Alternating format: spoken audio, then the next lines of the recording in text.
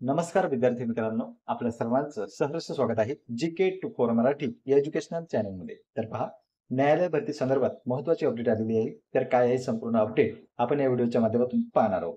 त्यापूर्वी पहा मित्रांनो, तुम्ही जर चॅनलवर पहिल्यांदा आलेले असाल तर चॅनलला सबस्क्राईब करून घ्या, जेणेकरून कोणतीही महत्त्वपूर्ण माहिती किंवा अपडेट आपल्याकडून मिस होणार नाही. तर पहा मित्रांनो, ही ऑफिशियल PDF जी आहे ती आपण ओपन केलेली आहे आणि सुरुवातीलाच या ठिकाणी त्यांनी टायटल दिलेलं आहे की उच्च न्यायालय मुंबई यांच्या आस्थापनेवरील शिपाई किंवा हमाल पदाकरिता पात्र 407 उमेदवारांचे तोंडी मुलाखतीसाठी उपस्थित राहावयाचे वेळापत्रक म्हणजेच तारीख, वेळ आणि स्थळ. तर काय आहे मुद्दा तुमच्या लक्षात आलाच असेल की उच्च न्यायालय मुंबई यांची जी भरती आली होती त्यामध्ये शिपाई किंवा हमाल जी पद होतं त्या पदाकरिता आता 407 उमेदवारांना या ठिकाणी तोंडी मुलाखतीसाठी बोलावण्यात आलेलं आहे आणि ते त्यांचा बोलवण्याचं जे ठिकाण आहे ते कोणतं आहे किंवा त्यांची दिनांक कोणती आहे आणि वेळ कोणता आहे त्याचीच माहिती यामध्ये त्यांनी दिली. त्यासोबतच कॅन्डिडेटचे सर्वांची नावं दिलेली आहे. तुमचं नाव जर यामध्ये असेल तर तुमच्यासाठी महत्त्वाच्या खालील सूचना राहतील. इथे पहा, खाली नमूद उमेदवारांनी तोंडी मुलाखतीकरिता त्यांच्या नावासमोर उल्लेख केलेल्या तारीख आणि वेळेनुसार कार्मिक विभाग हा जो आहे हा तुमचा संपूर्ण पत्ता आहे. कार्मिक विभाग, उच्च न्यायालय, अपील शाखा, 5वा मजला, नवीन मंत्रालय इमारत, GT रुग्णालय आवार, लोकमान्य टिळक मार्ग, मुंबई.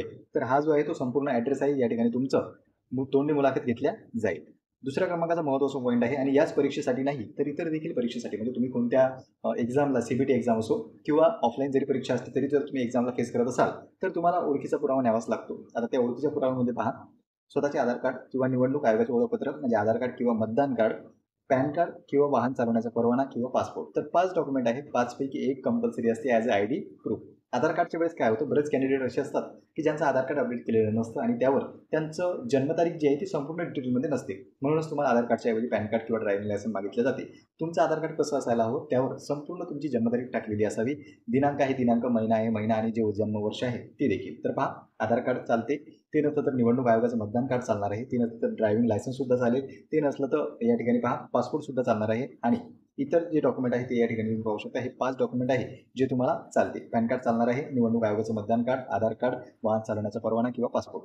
नंतर पहा, तिसरा महत्त्वाचा पॉईंट असा आहे की तसेच उमेदवारांनी तोंडी मुलाखतीसाठी येताना शारीरिक क्षमता आणि विशेष अर्हता परीक्षेच्या वेळी जे प्रवेशपत्र देण्यात आलेले होते ते सोबत आणणे अनिवार्य आहे. म्हणजे फिजिकल फिटनेस आणि स्पेशल स्किल टेस्ट तुमची झाली होती त्यावेळेस प्रवेशपत्र आणणं कंपल्सरी आहे. तर पहा, हा जो पॉईंट आहे हा आपण न्यायालय भरतीच्या इतर भरतीमध्ये देखील पाहिलेला आहे.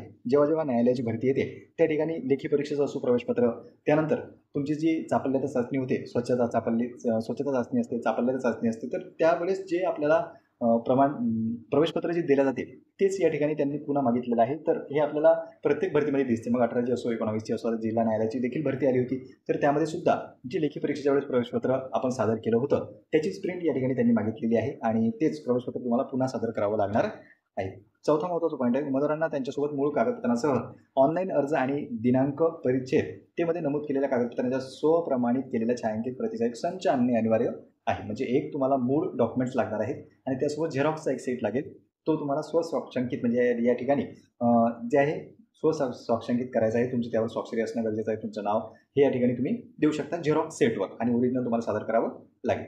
नंतर पहा, उमेदवारांना असेही कळवण्यात येते की तोंडी परीक्षेच्या उमेदवारांना नाश्ता, चहा आणि दुपारचे जेवण उच्च न्यायालय उपहारगृह, पहिला मजला, नवीन मंत्रालय, GT रुग्णालयावर, मुंबई येथे स्वखर्चाने उपलब्ध असेल. म्हणजे कॅन्टीनची सेवा उपलब्ध आहे पण तुम्हाला स्वखर्चाने त्या ठिकाणी त्याचा लाभ घ्यावा लागेल. न्यायालयाकडून तुम्हाला ना येण्या जाण्याचं काही देण्यात येईल किंवा तिथे तुमचे खाण्याची, चहा पाण्याची कशाची सुविधा उपलब्ध आहे, पण पैसे जे आहेत ते तुम्हाला स्वतः द्यावे लागतील. स्वखर्च त्या ठिकाणी करावा लागेल. तर तीच माहिती यांनी डबल पुन्हा इंग्लिशमध्ये दिलेली आहे आणि हे जे आहे संपूर्ण उमेदवारांची यादी आहे.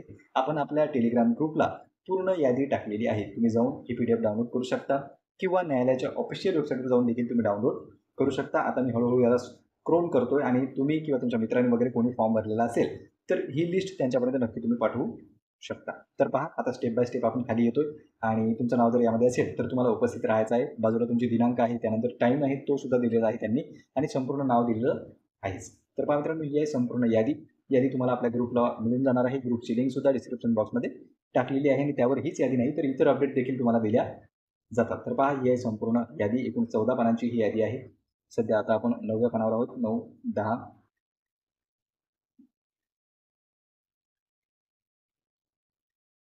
इथे ही यादी समाप्त झालेली आहे. तर 27 ऑगस्ट 2024 रोजीची अपडेट आहे आणि खाली तुम्ही या ठिकाणी उजव्या साईडला नावसुद्धा पाहू शकता. तर पहा ही होती महत्त्वपूर्ण अपडेट. या संदर्भात आणखी जर काही अपडेट आली किंवा दुसऱ्या परीक्षेसंदर्भात जर काही अपडेट आली तर ती आपण तुम्हाला देऊ.